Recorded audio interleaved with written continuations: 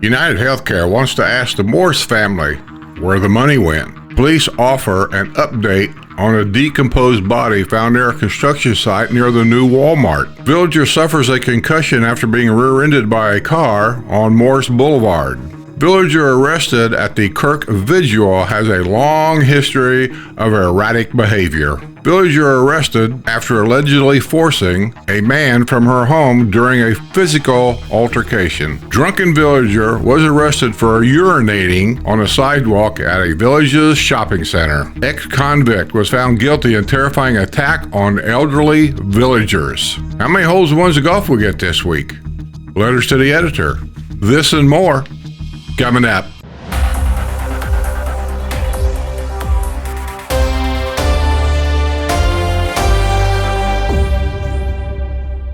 Well, thanks everybody for coming to this week's news. I really appreciate it. If you haven't subscribed yet, please subscribe. Please subscribe to the channel. Tell your friends about it. Share these videos with your friends. It really helps. It really does. I believe this is going to be the leading story this week. The Lady Lake Police Department is offering an update on a decomposed body this week at the near Walmart construction site on County Road 466. Construction crews found the body this past Thursday lying in the tall grass at a construction site that has yet to be developed at the corner of County Road 466 and County Road 100, which is Cherry Lake Road. It is near the site of the new Walmart store. On Monday, the Lady Lake Police Department offered the following updates. After an initial investigation conducted by the Lady Lake Police detectives in coordination with the medical examiner's office, there are currently no indications that the death was a result of criminal activity. The deceased man has been identified as 34-year-old Anthony Christopher Manfresca. And here's some information from a past report from Anthony. Anthony Christopher Manfresca, 33, a resident of Spring Arbor Village, was involved in a traffic crash shortly before 11 a.m. Saturday at Buena Vista Boulevard and Bailey Trail near the entrance of the village of Sunset Point, according to the arrest report from the Sumter County Sheriff's Office. Manfresca handed a valid South Carolina driver's license to the deputy investigating the crash, but the deputy found that Manfresca has a Florida driver's license, which has been suspended due to failure to pay child support. Now, that was from an arrest report from years past, I guess. It's just a shame. No matter who it is, he left children behind. Let's have some more news. United Healthcare wants to ask Morse family members where the money went at the Village's Health. A bankruptcy judge has approved the sale of the assets from the Village's Health to Humana Centerwell for $68 million, which would appear to be a fire sale price considering the Village's Health had gross revenues of well over $400 million last year. Humana is making the acquisition after the Village's Health declared bankruptcy after self-reporting an estimated $360 million erroneous Medicare coding, which has yet to be fully explained.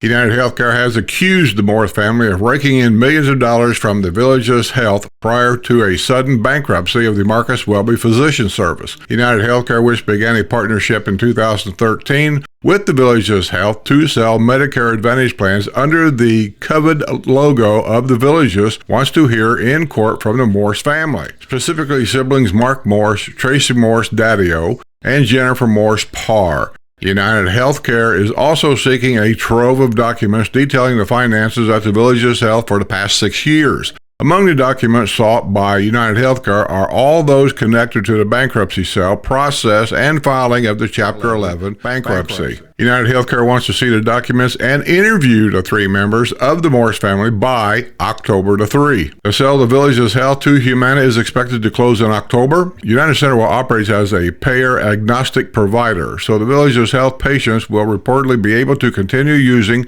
their current insurance plans after the transition, including United Healthcare. A joyful sign of the upcoming transition of the Village's Health arrived in the driveways of many villagers on Saturday morning when their copies of the Village's Daily Sun newspaper were delivered in a bright green Humana bag. Well, I think that's the latest update we've got on that. That leads me to a lot of questions here, on a lot of things, but I'm not going to bring them up because it'll just confuse me and everybody else, really. What do you think about this? Everything seemed normal. I got to tell you, I do have an email from one of my members, Patreon members. I got some really slick people on Patreon, lawyers, doctors, educators. I got all kinds of people on there that's a lot smarter than I am, and they send me things. One of them simply was the reason why to sell the medical center was so cheap that they said that it's probably part of the buying process that the company Centralwell buying the village's health system from United Healthcare, that they've agreed to take on that bill, so to speak, that $300-something million to Medicare. That could be true. I don't know much about all that. I just didn't realize that a business, not a person, a business, you realize that's who's filing bankruptcy here. I want people to maybe understand this. The developer is not filing bankruptcy. His family is not filing bankruptcy. The business is filing bankruptcy. They just happen to own the business. I mean, you don't get these things mixed up. I didn't realize a business could sell a business to another business and pass along a government problem.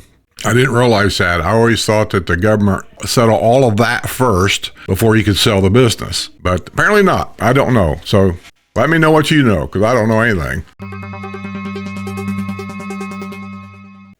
A villager who has long warned of the danger of Morse Boulevard suffered a concussion after her golf cart was rear-ended on that busy thoroughfare. Be careful up there. I know exactly where she's talking about. It's between 466, I guess up here by 41 and 27, that whole thoroughfare right there.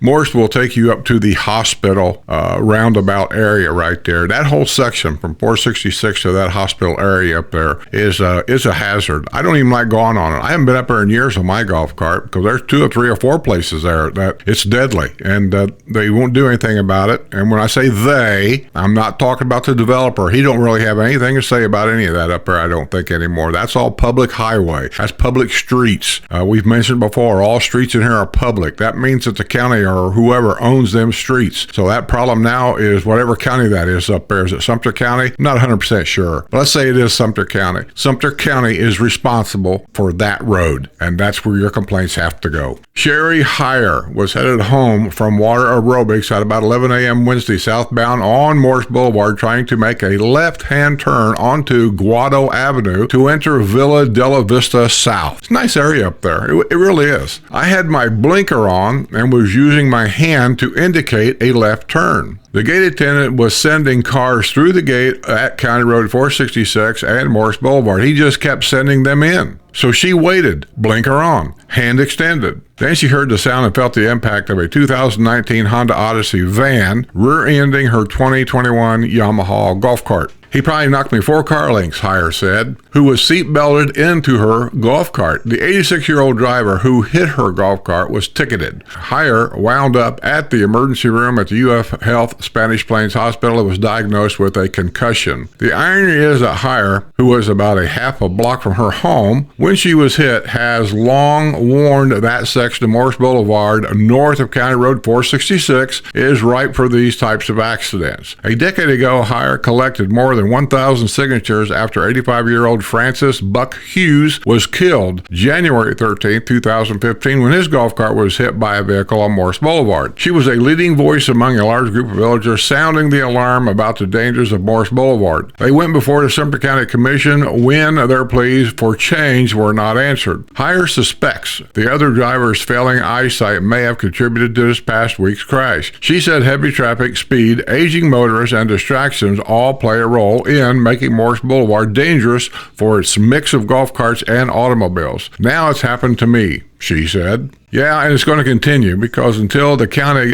decides that it's a serious problem up there, they're really not going to do anything. And everybody knows what that problem is up there. You need to have, it's so busy with traffic and nobody follows the speed limit, and they don't really monitor that up there for a speed limit. Speed limit's like 30 miles an hour, and people are always running 45 and 50. They drive down the road. I have actually watched them do it. They drive down the road with their cell phone up in their face. They're not paying attention to what they're doing whatsoever. They speed up to get in front of a golf cart to turn right because they don't want to turn right behind a golf cart. I don't understand the logic there, but they speed up to get in front of a golf cart and turn right in front of a golf cart, and then the golf cart runs into the car. I mean, I've seen it happen. So it's a problem. So when you come down here, I'm always telling everybody to be careful, beware, be aware in that place up there. Sorry to hear about her problem, though. That's terrible. 2 suspected thieves have been arrested at a construction site at Spanish Springs Town Square. A community watch driver was on patrol at about 7:30 p.m. Tuesday when he noticed 2 people gathering construction materials from a clearly marked fenced-in area near the Sharon L. Morse Performing Arts Center. Spanish Springs Town Square is currently undergoing a major renovation. Yeah, we announced that months ago. They're going to revamp the whole town. A lot of this revamping probably has a lot to do with the new apartments they're going to put in there also. 2 people identified as 55-year-old David Katowski and 54-year-old Deborah Rainey, both of Summerfield, tried to claim they had a verbal agreement with a construction manager allowing them to gather the materials, according to a arrest report from Lady Lake police officers. Officers made contact with the construction supervisor, who said Katowski and Rainey did not have permission to be at the site. Katowski has a criminal history. He was arrested in 2017 after he was found selling drugs out of a golf cart at Lowe's. Earlier this year, he was arrested after he was caught driving a golf cart on the historic side of the Villages.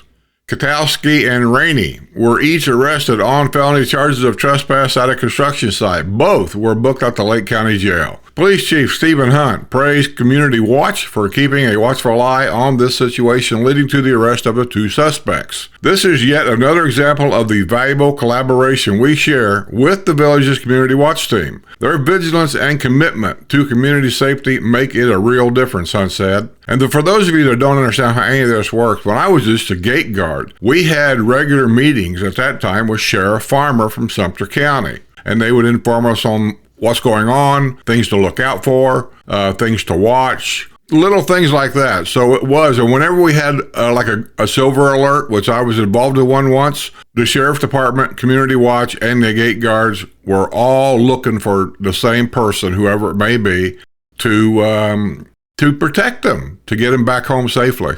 So it's an important thing for people to say, we don't need Community Watch to save money. We don't need a gate guard to save money. Well, today maybe not, but the time's coming, so you're going to wish you had one. Mold on the side of the home, along with overgrown grass and weeds, were cited as a violation during a public hearing this past week regarding a home at 1611 Pebble Beach Lane on the historic side of the Villages. Special Magistrate Terry Neal gave the homeowner 7 days to correct the violation. If the homeowner fails to meet the deadline, Neal assessed fines of $250 each time the Villages maintains the grass and weeds, and $150 per maintenance hour for removing the mold, plus a $100 administrative fee. Owner Geraldine Holday is deceased, but staff contacted her son Jeffrey, who assumed ownership. He said he planned to restore water services to the property so he could power wash the mold away. He also planned to hire a landscaper. I can tell you all this is BS, because he doesn't need water to get the house washed. There's companies that will come by and just do it. September 5 inspection found the home remained out of compliance. Let's have some more news. A villager arrested after allegedly knocking a MAGA club member to the ground during a vigil for Charlie Kirk has a long history of erratic behavior. Let me just say, even though it's a so-called retirement community, if you're a nut when you're younger, just because you get older, you're still a nut.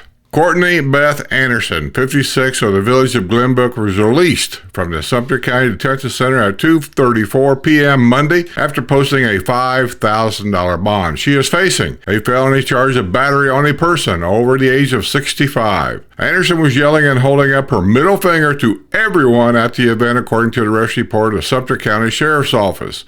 The Sunday afternoon event had been organized at Creekside Medical Center at Lake Sumter Landing in honor of Kirk, the village's MAGA club at the Rohan Rec Center. Members of the audience at the vigil were shocked when Anderson, who stands 5 feet 9 inches tall and weighs 185 pounds, knocked 73-year-old Valerie Jameson of the MAGA club to the ground. Paige Booth was in the crowd and felt Anderson push past her toward Jameson. After Anderson knocked Jameson to the ground, Booth grabbed Anderson's shirt. "Don't touch her," Booth ordered Anderson. Some men in the crowd moved in and also ordered Anderson to stand back. It happened so fast, Booth said. She said that this is not a time for people to stand idly by and fail to take action. This past December, Anderson was arrested after leading a Florida Highway Patrol trooper on a chase of 112 miles per hour. During a traffic stop, she admitted she was a speed freak. She also complained about being arrested when Hollywood actors are allowed to drive fast in action movies. She served 3 days in the Marion County Jail as a result of her arrest on charges of reckless driving. In 2016, she was arrested on a charge of disorderly conduct after she pulled down her pants and showed her buttocks to fellow customers at Best Buy in Lady Lake. Anderson had been very argumentative with the store staff. She had been asked to leave the store several times but refused. She was arrested, but the prosecutor's office opted not to pursue the case because Anderson had previously been found not guilty by reason of insanity in a separate criminal case. In 2011, she had been living at Avenida de la Casa near Spanish Springs Town Square when she was arrested on charges of battery on a law enforcement officer and resisting arrest. Lady Lake police had gone to Anderson's home to investigate a harassment complaint from the Leesburg Police Department. Anderson charged at an officer and pushed him to the wall. She resisted efforts to be handcuffed. Ultimately, the charges were dismissed due to Anderson's mental capacity. I don't know. I guess I don't understand this letting somebody go all the time out in the public with mental capacities that is violent. Somewhere along the line, there's a problem there with me. There should be a place for this lady to be put to keep the public safe. My thoughts. That'll get me in trouble. If you didn't like that story, how about another one? A villager was arrested after allegedly forcing a man from their home during a physical altercation. Leona Ann Loricella, 73, of the village of Pennycamp, was taken into custody early Thursday evening by Sumter County Sheriff's deputies on a charge of felony battery on a person over the age of 65. The man said he had fled the home because he feared that if he stayed, Loricella would continue to be violent with him, according to the arrest report. The man had encouraged Loricella to seek medical help at a hospital, enraging her. She insisted she was not going to the hospital and began striking him in the left arm with her closed fist. He told her to stay back. However, she continued to strike him numerous times. When law enforcement arrived at the home, the California native seemed puzzled by their presence. The man recorded a portion of the attack and showed the video to the deputies. Loricella was booked at the Sumter County Detention Center on a $1,500 bond. Whack jobs, man, I'm telling you. They're all around here.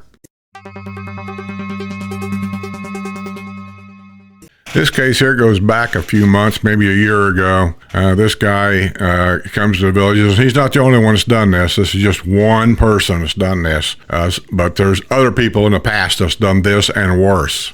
An ex-convict has been found guilty in a terrifying attack on an elderly couple in their home in the villages. Robert Connor II, 57, was found guilty Friday by a jury in Marion County Court on charges of grand theft of a motor vehicle, robbery with a weapon, and false imprisonment while armed. Sentencing has been set for October 15th. The husband and wife, who today are in their 90s, had been cleaning up after breakfast on June 12, 2023, when they heard a knock on the front door. The husband, who was confined to a wheelchair due to a broken hip, was in the kitchen with his wife answering the door, according to an arrest report from the Marion County Sheriff's Office. Connor was at the door sweating profusely and asked for some water. The wife allowed him into their home, mistake, and gave him a glass of water. He sat down in the kitchen near the sliding glass door. The former prison inmate asked to use the phone, and the wife allowed him to use the landline. Mistake number 2. She noticed that he was faking, like he was calling someone. When he got off the phone, Connor told the couple he needed gas money. The husband pulled out his wallet. Mistake number 3. And the wife handed Connor $35. He said that was not enough and began demanding more money. He asked the couple for their bank account information. He forced the wife into the kitchen chair, tied her arms together with black tape. Connor also used the black tape to secure the husband's arms to the wheelchair. Connor went into the master bedroom and began rummaging through the couple's belongings. He obtained the keys to their car and went into the garage. The wife, whose hands had been taped but had not been secured to the chair, was able to lock Connor out of the home. When Connor jiggled the handle to re-enter the home, he discovered he was locked and kicked in the door. He fled in their white 2006 Cadillac DTS. The car was later recovered. When deputies arrived, they obtained DNA samples that eventually led to Connor. The couple identified Connor in a photo lineup. A warrant was issued, and he was found later that month and taken into custody. Connor was released from the state prison on December 2nd, 2022, after serving time on charges of fraud, dealing in stolen property, and being in possession of a weapon following a felony conviction. When people knock on your door and you don't know who they are, don't let them in. I'm serious. I don't even know if I'd even answer the door. Nowadays, you got doorbell speakers. You don't even have to answer the door. With these doorbell ringers and cameras that you have nowadays, I highly recommend them too. But this guy needs to go back to jail, and needs to go back to jail for a long time because they don't learn. They just continually keep doing these things over and over and over again. A drunken villager was arrested after urinating on a sidewalk at a shopping plaza. Philip Hawks on the afternoon of September 12 at La Plaza Grande when officers were called to investigate a report of public urination, according to a arrest report from the Lady Lake Police Department. When officers arrived on the scene, they noticed a puddle of urine below Elwell and down the front of his shorts. Elwell had slurred speech and the odor of alcohol emitting from his breath. He admitted he had urinated on himself and blamed the fact that he had been drinking multiple alcoholic beverages. Yeah, that's whose fault it is.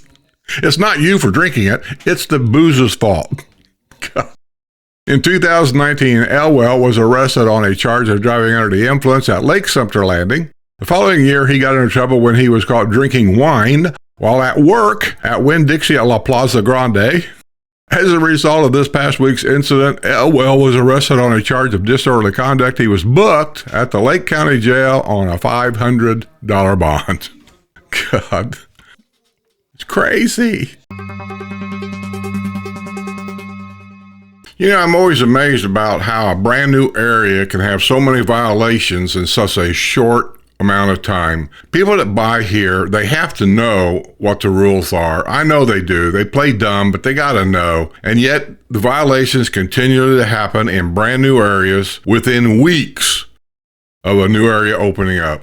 Overgrown grass and weeds became a problem again at 7426 Pretty Way in Middleton. Special Magistrate Terry Neal on Monday ordered owners Jose Fernando Arivella and Ole Yasmin Azar, I don't even know how to pronounce these names, to clear up the problem in 7 days or face a $250 fine each time the village's district government comes in to cut the grass and weeds. It is classified as a recurring violation because the owners were cited twice in a year. If another violation comes before September 8, 2026, it will be considered a repeat violation. That means the fines goes higher. A complaint was received September 16, 2024. After letters were sent to the owners, a public hearing scheduled. The property was brought into compliance by January 2. Another complaint was received July 17th, again about overgrown grass and weeds. A September 4, an inspection found that the home remained out of compliance. Staff received no response when they tried to contact the owners. Well, just by those names there, maybe they're not even in our country. Just guessing. I have no holes in ones to report this week, so let's move into letters to the editor, and I might throw in an extra letters to the editor to kind of fill up that gap. To the editor, I would like clarification on the role of gate attendants and the guidelines they follow in managing traffic. Here we go. From observation, the gates appear designed to slow vehicles and help protect golf carts when crossing or merging. If this is not their purpose, I would appreciate better understanding. My concern is that if residents stop and use their gate cards, attendants often open the visitor's gate and allow cars to pass through without stopping. That's a violation. Sometimes leaving it open for a steady stream of traffic. That's a violation except for a couple of gates that they actually encourage that, and I'll explain later. This makes it difficult for residents to merge from the short lanes and create safety issues for golf carts waiting to cross. I'll agree with that. That's true. I understand that some gatehouses are busy and keeping traffic moving is important. Still, if attendants are directed to raise gates and wave cars through without pause, perhaps this practice should be reconsidered. The result is less speed control, limited merging opportunities, and greater risk for golf carts and residents alike. Can't say I disagree. This is not about a minor delay, but about safety. With cars flowing through raised gates and carts waiting, it only takes one poor decision or missed glance for an accident to occur. A brief pause before waving cars through would allow residents and carts to fair and safe chance to proceed. That's sent in by Kimberly Kubek from the village of Lake Denham. Well, Kimberly, I think on this report, there's already been an accident up on Morse Boulevard that a lady's been talking about for a long time. The same problems there that you have here. I was a gate guard, I'll call it that, gate guard, and we were trained. The thing is, the gate attendant, if he's doing what you say he's doing, and I don't know that he's doing that, I'm just taking your word for it. If he's raising the gate irresponsibly and not crisscrossing the traffic from one gate to another to keep the traffic merging, he's wrong because they're not trained to do that at all. He knows what he's supposed to do. Walk out with a stop sign, stop the traffic. He's got his hand in the door, holding onto that button that opens that gate. He looks over at the resident side. Once that guy goes through, then he hits that button to raise the gate here. That gives pause for that car in the resident side to go. Then this guy goes, and that way the traffic can always merge. The golf cart, sorry to say, sometimes he has to play leapfrog and get through there. But that's what they're supposed to do. And there's always been the argument that residents have right-of-way. That's not true at all. Matter of fact, residents never had right-of-way going through a gate. You're in the right lane. The right lane has to merge to get back over to the left lane, which is the through lane. And whenever you merge, you never have right-of-way. I don't care where you're at. The resident gate does not have right-of-way. They have to give right-of-way. But the gate guard should be alternating from one gate to another and watching that, especially during busy times. Because a lot of outside people use our roads. We say our roads. They're really not our roads. I'm trying to make an explanation here to make it sound like sense. But they come through the villages using villages' roads as a shortcut to get home from work or a shortcut to get to work. I've had conversation with you people about I would never buy a house on a through street. A through street is what people use that road to get from one point to another. It's a shortcut, so to speak. So you have to be very aware of that. So that gate guard is not doing right. Now, leaving the gate open and flagging traffic through. There's a couple of places that I know, even when I was a guard, they kind of recommended that because it's against the law to have those gates down. It creates a serious problem. One is a 466 and Morris Boulevard gate. We've talked about it many, many times. That gate is too close to 466, and you can't have traffic backing up to a 4-lane highway. And so if you alternate the gates back and forth on a busy part of the day, a lot of people that don't live here uses that road 466 to get to Morris Boulevard, to get to the hospital or doctor's offices up there to get to work. So that's a shortcut for them. It's a problem there. It's going to be a problem there until somebody addresses it seriously, which I don't think they ever will. So it's up to Sumter County to come up with a plan, to come up with a resolution, and because this has been going on for years and years and years. There's people up there that's been killed in golf carts because of traffic problems and things like that. They've done nothing up to this point. When are they going to do something? I don't think I'll be on this earth walking before something gets done up there, and that's how I feel about it. Thanks for the letter, though. I appreciate it. To the editor. Regarding the topic of guest passes, those of us who use the passes as they were intended should not be charged because of the people who use their homes as investments. Monitor the use, and I'm sure you can figure out who abuses the privileges and who does not. The village's nickels and dimes us residents enough. Charging residents should not be your first way of dealing with a problem that is not the fault of full-time residents. That's sent in from Joan Parinelli for the village of Chatham. Well, Joan, you're right. I don't think that we should be nickel-dime to death because there's a few people out there, mostly investment companies, that buys up tons of patio villas, turns them into Airbnbs, and they're not transferring their resident rights, which is the proper way to do it. What they're doing is the owners of the property, which is some investment company, they have the resident rights. What they're doing is they're applying for guest passes because a guest pass is free. And they can go online and get these guest passes. And then they tell their guests, go down to this rec center. But where I'm at, it's at the Eisenhower Rec Center. That's where we would pick up the guest passes. And we've done it many times. So that's the easy way to do it. And that's what they're doing. Charging me a $10 fee for a guest that come to my house. I agree with you. Why am I paying $10? I've never done anything wrong. And we don't even get guests that often here, really. People that come here. Most of the people I know are dead, so they don't visit. My children are all over the United States making a living. They haven't got time to come down here all the time. Some of them have grandchildren of their own, so they don't have time. So why am I being charged $10 to get a guest pass? So I don't agree with that. What is the answer? I have none. Don't know. I guess the answer would be stop the Airbnb problem. I think that would be the biggest way of slowing things down a lot. Why they can do that? They got to change your deed restrictions for each area. I'm District 10. So they have to, how they go about electing all this stuff to get it done, I don't know. But my district needs to stop the Airbnb problem. If there is one here, I don't know that there is. I don't know if Airbnb problem is all through the villages or just specific areas. But wherever the problem is, they need to adopt a resolution in their district rules saying that if you're going to rent your house out, it has to be for a minimum of whatever it may be, 3 months, a minimum of 6 months. Pick a time. I don't know. But whatever that minimum is, that stops the Airbnb thing. Thanks for the letter. I appreciate it. To the editor, unless someone is going to front millions of dollars to fix Morris Boulevard, it is not going to happen. I agree. The road was designed for less traffic, and to fix it now is way too much money anyone is willing to pay. We all know it needs dedicated cart paths on both sides. I think so too. And an additional car lane each way. That'd be nice. But what we have now is what it's going to be. That's sent in by Brian Kadersha from the village of Pennicamp.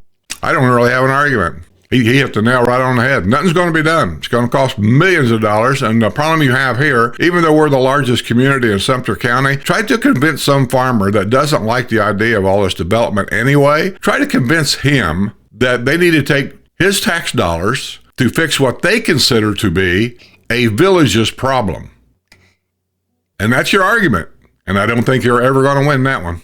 Okay, I think that's going to be the news for this week. I really appreciate it. I really appreciate all of you guys for watching. I appreciate all of you that joined my Patreon memberships and my YouTube memberships. I failed to mention them a lot. I'm sorry about that. I want to thank all my new Patreon members. I got a few more this month. And the news, as always, and always will be, dedicated to my Patreon members. I depend on their membership so much that you don't even know. And I try to reward them with all kinds of little things we do on the side, and we have a great time. We have fun doing it. I will say this about my YouTube memberships and my Patreon memberships, about things on there that you may or may not be interested in. I put a few unedited videos on there that I'm scared to put them on YouTube because I get shadow banned a lot now the way it is. But on Patreon, I don't ever get shadow banned because the memberships pay for us to be there. Commercial free on Patreon. They also get everything early. Like you're watching this news right now, they got it 3 days ago. And it was no commercial on it. So if you're watching this somewhere during the commercial or during this news, I know YouTube's going to slap a commercial in there. That's the only way you make any money here. But if you don't like the commercials and you're tired of it, become a Patreon member for $2. If you only watch the news, that's 4 newses a month on an average 4-week month. That's 25 cents to watch the news. It's a lot of work for 25 cents. But there's a lot more on there that you're going to get for that quarter. A lot more. So, because you can join for $2 a month. That's the cheapest you can do it here, is $2 a month. So I do appreciate all of you for signing up. I do appreciate all of you for subscribing to the channel. If you haven't, please do so. That helps the YouTube channel tremendously. I appreciate you watching. And I appreciate you telling your friends and get them to come and subscribe and just kind of pass the word. You can also go down and hit the share button, and you can share anything that I've got on my channel that's available to you, and you can share it on your internet platforms. You can share it on your Facebook page. You can share it on your Instagram. You can share it on your TikTok. You can share it on a lot of platforms. I've been keeping an eye on Rumble. Very possible I may move my channel from here to Rumble. I don't know that yet. I'm just looking at it. So anyway, thanks for watching. Do appreciate it. I'm going to get out of here. We love having all of you here, and we'll see you the next porch setting. With that being said, be well, stay safe, be aware, and don't leave that key in that golf cart. This week's news is brought to you by my YouTube and Patreon members.